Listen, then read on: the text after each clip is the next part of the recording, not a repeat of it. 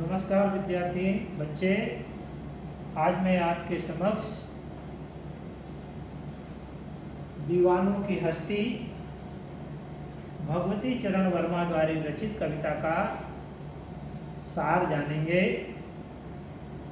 दीवानों की हस्ती, हस्ती का दीवानों का मतलब होता है मस्त मौला, बेफिक्री इंसान। वो संसार में रहकर बेफिक्र होता है, सभी जगह वह उत्साह उमंग जैसे व्यवहार करता है, सबको वह खुश रखना चाहता है। उसी में वह फाकापन अर्थात फक्कड़पन भी कहा जाता है। हस्ती का मतलब हैसियत। हैसियत की क्या है, दीवानों की क्या हैसियत, वह क्या कर सकता है, जितना भी होता है वह दूसरों की मदद के लिए कार्य करता रहता है। हम दीवानों की क्या हस्ती, आज यहाँ कल वहाँ चले, मस्ती का आलम साथ चला, हम धूल उड़ाते जहाँ चले। वो कहते हैं कि हम दीवाने लोग मस्त मौला होते हैं, बेफिक्री स्वभाव के होते हैं। मस्त मौला स्वभाव का व्यक्ति जहाँ जाता है वहाँ खुशियाँ बांटता जाता है। आए बनकर उल्लास अभी, आंसू बनकर वह चले अभी, सब कहते ही रह गए अरे तुम कैसे आए कहाँ चले। वो संसार में जब आता है तो लोगों के लिए खुशी दुख दोनों ही भावों को वो समझता है और लोगों तक वह खुशियाँ बांटता हुआ वहाँ से चला जाता है। अर्थात वह हर रूप में प्रसन्नता देने वाला रहता है।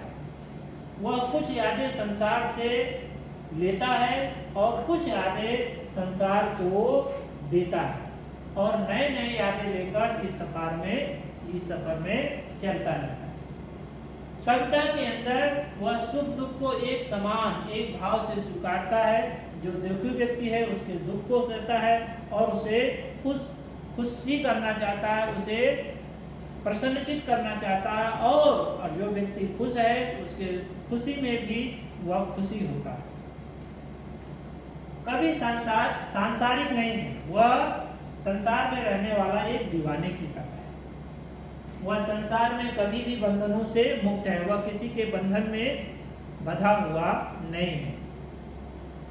किस ओर चले यह मत पूछो, चलना है बस इसलिए चले, जग को उसका सब दिए चले, अपना जग का कुछ दिए चले। अर्थात वह संसार के लोगों को खुशियां देते ही आगे बढ़ता रहता है। दो बात कही दो बात सुनी, कुछ हंसे और कुछ रोए, छक्कर सुख दुख के घूंटों को हम एक भाव से पिए चले। सुख दुख संसार में जो भी वह मिलता है, दुख को देखता है वह दुखी हो जाता है और सुख के पल में वह खुशी हो जाता है। अर्थात वह सुख दुख को एक समझकर एक भाव से वो स्वीकार करके आगे चलता है। हम भिखमंगों की दुनिया में स्वच्छंद लुटाकर प्यार चले, हम एक निशानी सी उम्र ले असफलता का भाव चले। कवि के मन में कभी कभी आक्रोश दुख होता है कि संसार में जो लोग दुखी हैं उनके दुख को मैं कम ना कर पाया, उनके जीवन में उल्लास न भर पाया, अपने इस असफलता पर कभी कभी वह दुख होता है।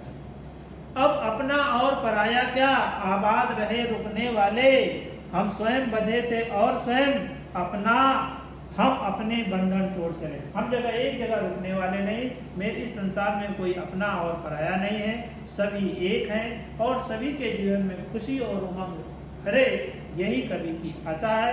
इसलिए वह मस्त मौला स्वभाव होकर के, इसलिए सांसारिक दीवाना नहीं, वह संसार के सभी बंधनों से मुक्त होकर हर जगह वह विचरण करता है। इसलिए वह कहता है कि संसार में उसका कोई अपना और पराया नहीं है।